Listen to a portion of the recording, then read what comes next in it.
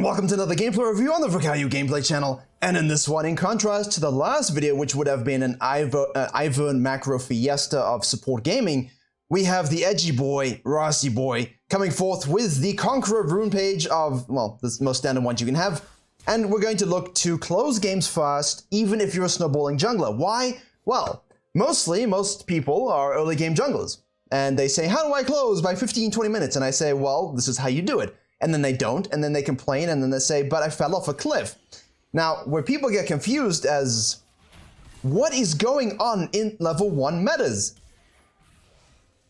What is going on? Korea, EU West, everyone, guys, chill the hell out. You can do a standard clear. You can just go to lane and watch entrances. What is this? Anyway, so one of my specialities as an average mechanical player who has weird fetishes about Ornn and Zyra jungle is that they are very snowbally picks, which means once you actually get that snowball going, you still are able to close the game in the same capacity. It just means you don't really fall off. So if you're an early game jungler, if you're a scaling jungler, if you're a KAYN jungler, it doesn't matter who you are. If you get a lead in whatever capacity, the actual process of closing it is very similar. The difference is one will fall off and one will not. So if you mess it up, you will typically have a rougher time of it.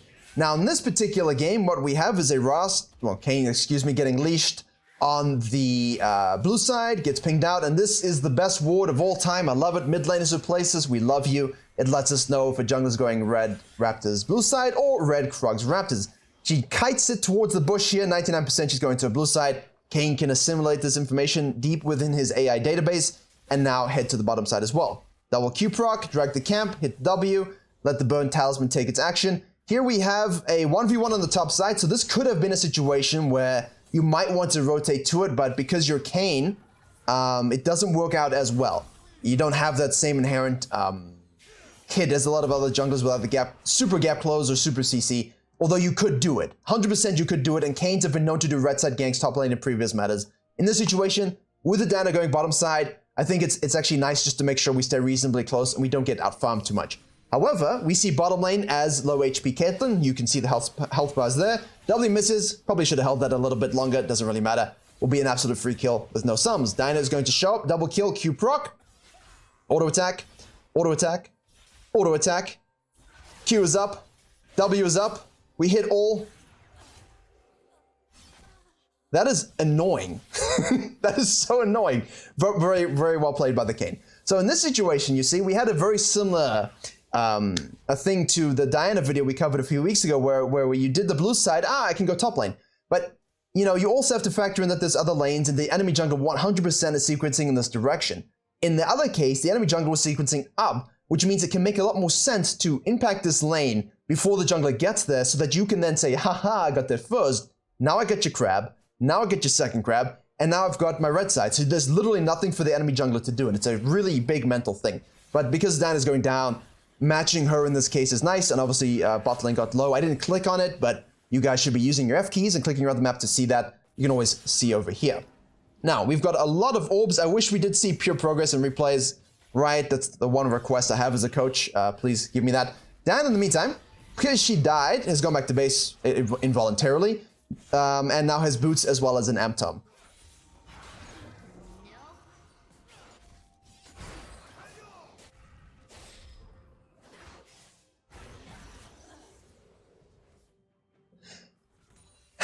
This is the 50-50 of a jungler's decision making. We still have flash as well. Do you leave your red and rotate for that scenario? I think it's good to. I think it's good to. I think it's good to sequence up and then take it. And we were talking about this on stream a very short while ago. Okay, so nice chase down. So we were talking about this very same scenario. So let's Diana and KAYN have one more interaction before I get into it so we don't miss anything. Okay, so she's able to eat back the Krugs, but we're level 5 now. So we were talking about this. What if you do this bottom lane thing and you want to fall back to your red side? Is it better? This is nice. This is so cheeky. I love this. I love this. You don't have smite though, so you should really be kiting it and be ready to get out. But ooh, he used the Q against the wall instead of using it to maybe get out. But at the same time, he trusts in the process. He does.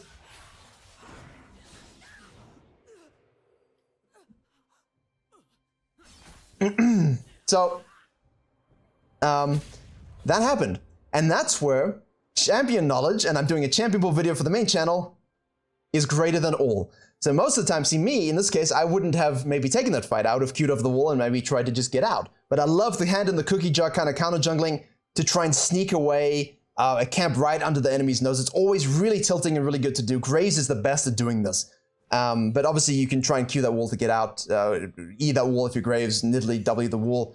But at that point, he saved his E for the right moment. He knew it would heal him up. His Conqueror was fully stacked, and we're going to get really early form here. So as a Rast, really good measure of understanding his champion, matching up to the Diana, even though she technically had itemization advantage. Now, he was ahead in levels. What I was saying, if you do that early start and you gank bottom lane, all right, great. Now you can go back to base in theory with your items and match her sequencing, but in this scenario, I think because she's going to be doing some random things because she died early, and you don't really know 100% what exactly she's going to do next, doing your red side before you base is very normal, but I do think we could have rotated to the mid lane a little sooner, but overall it worked out. Nice chase down, good fisting on the Diana. Out of this base, we take our Grump, we get 6, we go top lane. You see that? That's absolutely the most important thing here. This is a huge play. This play. All the time we're talking about leaving base, especially when the jungle's on the opposite side, go and gank the top lane, right? And then reward yourself with camps and counter jungling. But don't if you're really close to 6 or really close to 5. Take the Grump very quickly, get 6. Poor GP is just being zoned. He's crying a little bit. Go in here. You have a huge lead. You've got Iron Spike Whip. You've got a Fudge. You've got Ruby Crystal. 2 pots to chug, which we should be chugging. Actually, we don't really need to be chugging them, but please, out of a force of habit, as soon as you go in for those fights, chug, right? We get away with it because we're super far ahead, but those dives, a lot of people die on those dives because they don't chug those HP pots. Weren't really paying attention to the Diana, but she went bottom lane. She's able to get something. Lux is bottom lane now holding. Fall back to our blue. Standard stuff. If you see the Diana now, or you see her, double kill bottom lane and move up to your red side, then what you want to do after this top lane gank is go and take her stuff as well. Yeah, you've got this next third tier Grump. You've got, actually that's the second tier Grump, because she didn't take it the first time, but it's still a high level, right? And then of course you can take her red. But if you know that she's gotten a kill and she's died, or you see her going back to base and you know she's going to leave base from sequencing down and then go to a red, don't contest it, which is what he did, right? So if she dies, goes back to base and we know it, and this only red side camps up, and we know she came from blue side to bottom side, then don't go for this because your GP is one hit, he's going back to base. So do your blue side, reset, get your form, obviously magnificent form, and gold drink is completed at 7 minutes. This was so good for me, this fight. It just shows the power of champion knowledge. Okay, yep, good rotation, thank you very much. Immediately goes straight for that fight. Use your power lead. Oh my goodness, I love Rast. I don't like Shadow Assassin because I understand the memes. Look at the damage. I mean, Vex will do the most damage this game, 100%, but reactive pathing, ladies and gentlemen, please do not do your Raptors in that situation. You see her, you gank her, and you know she was red. If she's dead, and you know she's going red, I like this. Transition gank, very low again. You would have seen we didn't click because we weren't paying attention. I'm talking to you guys, you lovely people. But in game, you should be paying attention to this. The best ganks are 1, counter ganks that you gain from tracking. Through the lane, through the bushes, doesn't matter. The second best ganks are the ones that you react to, which you didn't totally expect, but you're able to get to because you have your eyes open. The third best ganks are the ones that are transition ganks. Dead jungler, low targets, wave pushing, river control, swoop, kill, use for counter jungling, take an objective. These are the best ganks. And honestly, it's the best way to play for any jungler, any player. If you can reactively path for a gank, especially using your lead, transition that to another gank, transition that to counter jungling, transition that to an objective, it's the trifecta of snowball, right? That is how you snowball games. When the enemy jungler is gray screen, through whatever means, either they did it themselves or you did it to them, hopefully you did it to them, what can you do to keep that lead super far behind? This again too. Just, yeah, get a whack on the tower. Cut the wave. Lulu's top side, Diana's top side, Yasubi's top side, who cares? They're gonna get the Herald, don't care. Hey, this is a nice level 7 Grump. Could take it, if we saw that. Could also wait and cheese, could also push another wave. This is like that China jungler from the main channel. This is what he would do. You cut the wave, push the wave, take the Grump, hit the plate, cut the wave. Laners didn't like him very much. But you get fed. So, it's on you. We do take the Gromp. Diana's topside, killing the GP. I mean, we saw them, GP. We saw them. We knew what was happening. Going for some cheeky scouting.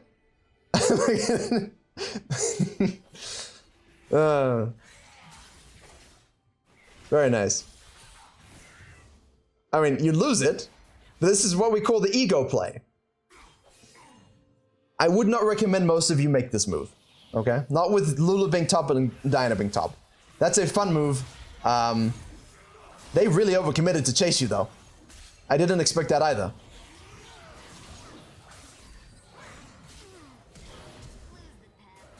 This was fun. I'm enjoying myself. I'm enjoying myself greatly. Because it's nice when things unexpected happen. It's nice when someone makes a mechanical play that you're like, could you make that? And then they do. But at the same time, hyper-aggressive and risky. But he was lucky to get out and then they overchased and the Vex came back. So, hey. The biggest tip and reference I can give you for that particular situation, and I want you to understand this, is on the main channel. I did that jungler who got coaching, who got 300 LP, right? From one coaching session. The biggest thing was he had an AP Nunu chase him, overchase him, and instead of recognizing that he was fed and he could just turn and one-shot him, he kept running. This Kayn's the same thing. The Diana catches him out first time. I know I can handle this. I just gotta play properly and perfectly. Same thing here. I'm caught going way too deep, but Lulu and Diana, as he chases him down again, are chasing me, but I know I can turn it. So knowing when to turn is a really powerful thing, but that comes from champion knowledge. That comes from, honestly, champion knowledge and understanding how fed you are. And again, I love this. He's just absolutely living in the river, living in their jungle. And we talked about this with KAYN as well. Triple kill. How many of you, after this mid lane fight, and be honest, are maybe doing this and resetting, or doing this and sequencing topside? You know? He's not. He's just looking to push into the enemy jungle, always, always, always pushing the map. Because guess what? Do you need the Herald? No. Do you need the Dragons? No. Are they going to be able to go from their base, through their jungle, to the objective, and able to walk out? No. No, they're not. And that's what we covered with the Karthus video as well. And that's the importance of pushing them out, pushing into their jungle. So these quick games are quick games because the jungle is doing this. And if you've ever faced a Smurf jungle, and we've all faced a Smurf jungle at some point in our lives, this feels really bad. This feels really bad, man. It doesn't feel good. But I learned the most, and I actually learned the most about jungling in Season 9, Mega Ganking meta, and I decided I was going to do an own jungle game. I didn't do it too often when I'm tryouting because it's not that good, obviously. And a Warwick jungle game, and I was just trying out my champions to see what the meta was like. And the Warwick jungle game, I went up against Whippo, on Xin Xiao, actually. And he did this to me. And I was like, oh, okay. And this was before I went full-time on YouTube, so I was still teaching. I wasn't really playing the game as full-time, so I didn't, you know, I've worked hard since 2018, 2019 to sort of build up my database since I've gone full-time on YouTube and stuff. But I learned a lot about pushing the map and tempo control from Whippo. And as you can see, unfortunate W, it's still a very important concept. And it's something that is meta-transcendent. Boom! The first time I streamed gameplay, I was actually KAYN, and I missed so many W's because I was so nervous. Became a big meme. Excuse me. Voices getting tired. But again, this is up. I would probably think, look, this is a bit of a Smurf game where everyone's super low, but it's very much the jungler, right? You see where he's going? It's very much a jungle taking over the game. And with bounties, I have seen games in coaching where they lose from this. Bounties are fine. You shouldn't allow them to get it, but I have seen players lose games. And in fact, the Vega V2 Karthus game we covered on stream last week, they could have lost the game because he decided to not have fun. Vex is just a champion, isn't she? He decided to play Karthus and not have a lot of fun. And the team that he had wanted to have fun, and they inted and died a lot. Close the gap, the gold, a minute amount, but because it's like a 15k gold lead, like in the situation, you can hang on, but in low elo, we've seen worse throws, excuse me. So make sure that this is always what you're doing. Don't take an inhib too early. We've had this discussion. People will get super excited about pushing an inhib here, overcommit, die, give shutdowns. You give them 3 minutes, 4 minutes of minions streaming into their base. Now you fall back to base and that gold lead collapses. Someone does it again. Your tempo's offset. Not good. Not good at all. You don't even need me to fully explain it. You can see, like, look here. This happens in your game, right? GP just push and die. And now you can't really push to close as much because no one's really together. So now you're waiting for GP, and then you get impatient, so you move in and you die. And then this was in the coaching video as well. Which coaching video was it? The bounties video on the main channel about macro and throwing. I remember I covered an example with a KAYN in this situation and they lost. They almost lost. A gold went from 15k to 0 because they didn't do this. Yeah, I remember. I remember now. Good job. Straight into the base. Little cute cat strikes once more. Hello, Lulu, you must die. I think we could all say we hate Lulu, right? All junglers hate Lulu. Man, this is why I love Ross, because you can do that. Brilliant. Take the inhib. This is a little short snowbally game, but I think it's important to observe the quick wins. You learn just as much from these as you do from the closeouts. See, now Canyon has games which we've covered where they actually try and end here and they all die. Wait.